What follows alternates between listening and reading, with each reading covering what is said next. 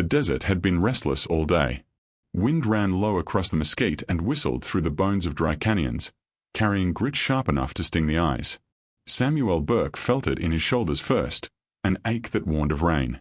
A soldier once, a drifter now, he had learned to read the language of skies better than the words of men. That evening, as he led his tired gelding toward the timberline, the horizon bled with bruised clouds. Lightning cracked silent in the distance, like knives flashing before a fight. He thought he'd ride through, find some outcrop, wait it out. But the storm came quicker than a cavalry charge. By the time he spotted the hunting cabin, half forgotten and leaning against a cluster of pines, rain was already needling his hat brim, thunder growling like some ancient hunger. He tugged the horse close, pushed the door with a shoulder, and slipped inside. The cabin smelled of cedar smoke long gone cold, dust, and the faint sweetness of dried herbs. He thought it empty, until he saw her. She was crouched near the stone hearth, dark hair tangled with stormlight, her blanket drawn tight around thin shoulders. Her eyes snapped to him, eyes black as midnight pools, quick as a hawk's. An Apache girl, no older than 20, though in her face there was the wary stillness of someone who had seen too much. For a heartbeat neither moved. His hand stayed near the Colt on his belt, hers tightened around a stone knife. Wind slammed the cabin walls, demanding to know which of them would flinch first. "I'll not harm you," Samuel said, voice low, roughened by the storm and his years alone. She said nothing, only studied him as if the storm had dragged a ghost through her door. Lightning lit the room pale as bone. Samuel set his hat aside, spread his hands open, and eased himself onto the rough bench by the wall. "Storm's got us both trapped, seems. We'll share the roof till morning." Still, she did not answer. Yet she did not drive him out either. And that was something. Rain hammered harder. The storm would not let either of them leave that night. And by dawn, Samuel Burke's road, and his heart, would no longer be his own. The storm raged louder, rattling the cabin as though some giant hand shook it. Water seeped through the roof in thin rivulets, pattering into tin cups left behind by hunters long gone. Samuel gathered an armful of splintered wood from the corner, struck a match, and coaxed a flame into life. The girl watched every motion, her grip still tight on the stone knife, as if the fire might burn more than cedar. When the flame took, shadows stretched tall and bent across the walls. Samuel sat back on his heels, letting the warmth reach his fingers. He studied her carefully, not with hunger, but with the guarded respect of a man who knew what it was to be hunted. She sat still, knees drawn to her chest, her eyes catching the firelight with the brightness of wet obsidian. "What's your name?" he asked finally. His voice had the gravel of miles on it, but not unkind. Silence. Only the storm answered, hissing against the shutters.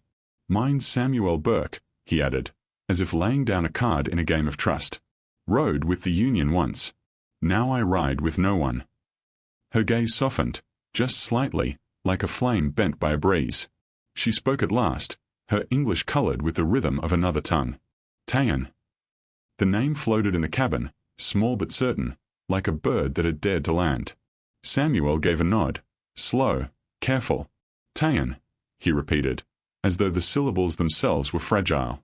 For a while, they let the storm talk. The fire popped and hissed. Samuel stretched his hands toward it, scarred palms catching the glow. Tame uncurled a little, lowering the knife but not setting it aside. "You running from something?" he asked, not looking at her, but at the flame. A long silence. Then, almost too soft to hear, "Men." Samuel's jaw tightened. He didn't press her, not yet. A story told before its time was a wound pulled open too soon. Instead, he tossed another log on the fire, and said, "Then we'll keep the door barred tonight." The smallest flicker of relief touched her face. It was not trust, not yet, but the first thin thread of it, spun between storm and fire.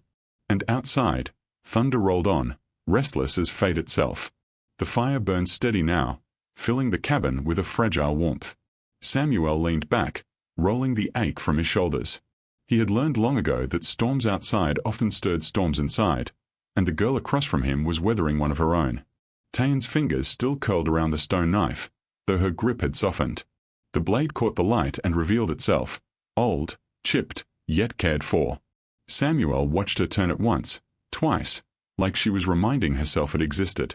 "You carry it like a promise," he said quietly. Her eyes lifted to him, sharp as arrows. It is not promise. It is memory. He understood. A soldier knows how steel can carry ghosts. He nodded, then pulled off one glove and stretched his hand into the light. Across the palm ran a pale, jagged scar. Mine's memory too. For the first time her gaze softened. What made it? She asked. Shrapnel, he said. Shattered cannon shell outside Shiloh. Took near a year to hold a rifle again. Left me with a hand that aches in the cold. The storm cracked the sky above them. She studied his scar as if weighing its truth. Then slowly, she lifted her sleeve. On the inside of her forearm ran a burn mark, twisted and dark. Samuel drew in a breath, not from horror, but from the quiet courage of her showing it. Who? He asked. Her voice barely reached the fire. Ranchers. Took my people's land. Burned what was ours. They laughed when I lived. Samuel's jaw hardened. He didn't speak, because no word could soften the kind of cruelty that left a mark like that. Instead, he stoked the fire, feeding it until the flames rose higher, throwing warmth toward her. She did not thank him, but she loosened her grip on the knife. That, to Samuel, was worth more than 1,000 words.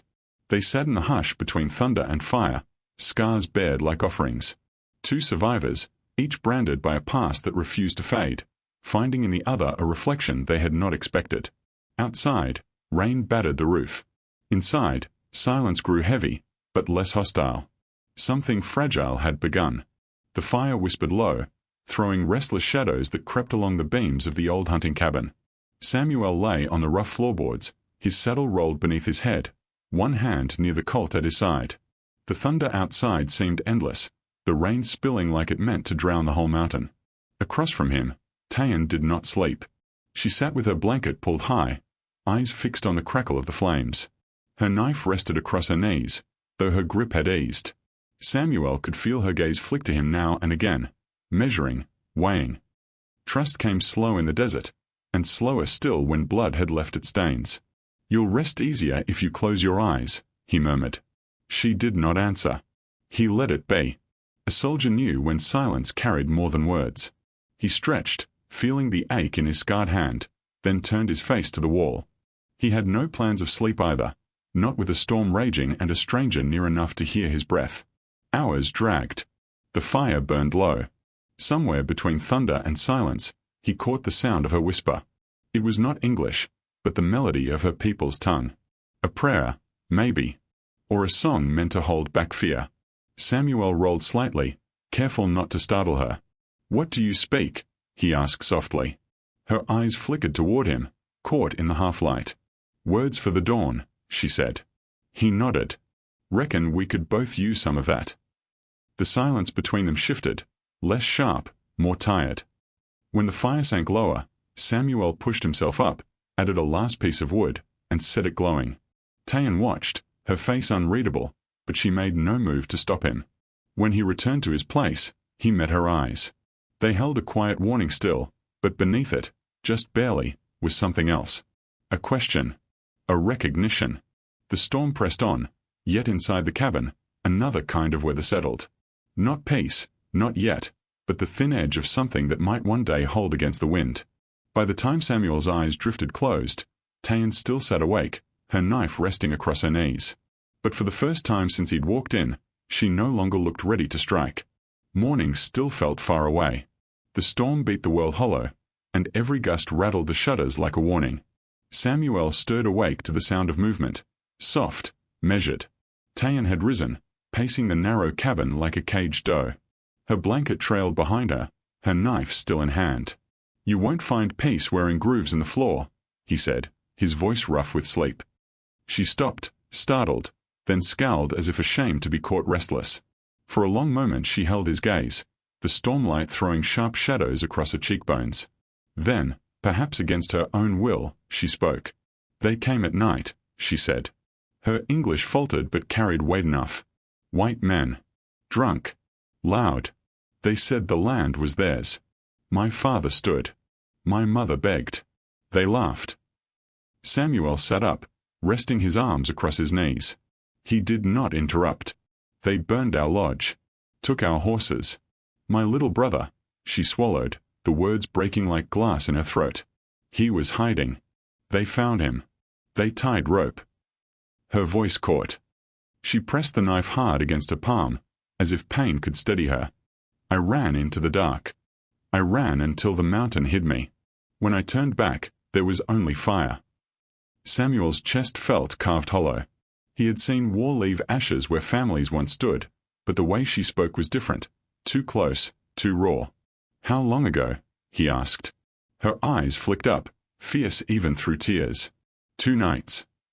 The words struck him like cold iron. She was still running. Still hunted. Samuel let the silence stand. The storm outside seemed to echo her grief, rain hissing like the ghosts of a family. Finally, he said, they'll be looking. Men that burn once don't stop easy. She gripped the knife tighter. If they find me, I kill before they take. Samuel studied her, the trembling firelight on her scarred arm, the steel in her voice. She had the courage of someone with nothing left to lose. And yet, he felt it stir in him, that old soldier's instinct, the one that refused to watch a fight swallow the innocent. You won't stand alone, he said. His tone was steady, certain, like a vow carved in oak. For the first time, Tane's knife lowered all the way to her side. Not dropped. Not forgotten. But eased, as if the storm inside her had met another willing to carry part of its weight. The storm had begun to change its voice. Rain still lashed the roof, but underneath, Samuel heard it, faint, muffled, wrong. The sound of horses.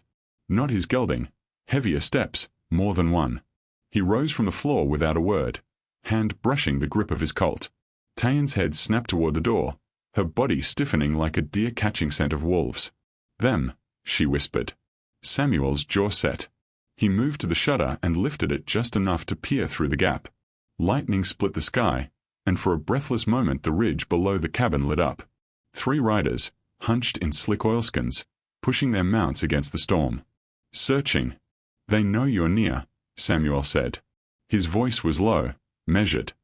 Tane pressed her back to the log wall, eyes wide but not pleading. She looked like she'd been waiting for this moment since the night she fled. They won't stop. No, Samuel agreed. Men like that never do. Thunder rolled overhead, swallowing their words. He thought quick, soldier's mind cutting through fog. We hold quiet. If they pass, they pass. If they come to the door, his hand brushed the Colt again. Then we stand. Tane lifted her knife. Her shoulders trembled, but her gaze did not. I fight. Samuel almost smiled at her fire, though it was born of sorrow. You'll get your chance, girl. But live first. That's the harder fight. The riders circled closer, their lanterns bobbing in the storm like angry stars. Samuel's horse stamped restlessly in the linter, the sound threatening to betray them. Tane moved like a shadow, crouching near the hearth, her breath shallow. Samuel stood by the door, his body between her and the storm. For the first time in years, he felt something old stir in him, not the soldier's hunger for battle, but the bone-deep resolve to protect. The riders slowed. One called out, his voice muffled by the wind. The words were slurred, ugly, though Samuel caught enough. Apache girl, reward, find her. Tane closed her eyes, lips moving soundlessly, prayer, plea, or curse, he couldn't tell. Samuel drew his Colt, thumb easing the hammer back with a click that felt louder than the storm. His scarred hand shook, just once, before settling firm. The men were close now. Too close. The cabin walls seemed thin as paper. By morning, this storm would decide more than weather. The pounding on the door came sudden, sharp. A fist against old timber, rattling the hinges. We know she's in there, a voice bellowed, thick with drink and hate. Another laugh followed, coarse and cruel. Tane's breath caught. Samuel raised his free hand without looking back, steadying her with a gesture. Quiet now, he mouthed. The door shuddered again. Step aside, stranger. That girl's worth a bottle of gold to the rancher who lost his stock. Ain't no business of yours. Samuel felt the weight of his years, the blood he'd seen spilled for banners and men who never cared for the ones who fought their wars. He had walked away from killing, sworn to let the desert take him instead of the gun. Yet here he stood, scarred hand steady on the Colt, choosing whether to break that oath. Best you ride on, he called, voice flat. carrying the steel of a man not asking twice. A pause. Then mocking laughter. "Or what, soldier boy? You'll shoot for an Indian wench?" The words hit like spurs to his chest. He saw Tayan's face, proud and defiant even in fear, and he knew his choice was already made. The first boot hit the door. Wood cracked. Samuel drew a long breath, set his feet, and fired. The gunshot split the storm, flame lighting the cabin brighter than firelight. A cry rang outside. Hoofbeats scrambled. Another shot cracked back, splinters bursting from the logs. Tayan crouched low, her knife tied in her hand, eyes fierce as wildfire. "Stay down." Samuel barked, firing again through the gap in the shutter. A rider fell hard, horse screaming into the night. The storm swallowed the sound. The others cursed, retreating into the downpour. For a moment, silence pressed thick, broken only by thunder and the hiss of rain. Samuel lowered the Colt, breath heavy, chest burning with the old taste of battle. He glanced back. Tayan had not wept, had not trembled. She only stared at him, as if the storm had shifted its shape entirely. "You killed for me," she said. Not as question, but as fact. Samuel holstered the Colt slow, the scar in his hand aching. "No," he said quietly. "I killed to keep them from taking what they had no right to." Outside, the storm rolled on. Inside, the firelight flickered across two souls bound tighter than either had expected. The storm wore itself thin in the final hours before dawn. Rain softened to a steady patter, thunder rolling away toward the far ridges. Inside the cabin, smoke curled low from a hearth, mingling with the acrid tang of gunpowder. Samuel sat against the wall, Colt resting across his knee, eyes half closed but never fully at peace. Tayan moved quietly, wrapping her blanket tighter. She had not slept, her eyes were too sharp for that, but the fear that had clenched her frame all night now seemed tempered into something else. She watched Samuel, studying the hard lines of his face in the dying firelight. "You could have let them take me," she said at last, her voice hushed, almost like she feared to disturb the fragile calm. Samuel opened his eyes. "Could have. Why not?" He thought on it, running his thumb along the scar in his palm. He had no clean answer. Maybe it was the soldier in him refusing to see cruelty done. Maybe it was the way she had shown her burn scar without flinching, trusting him with a truth most men would twist into mockery.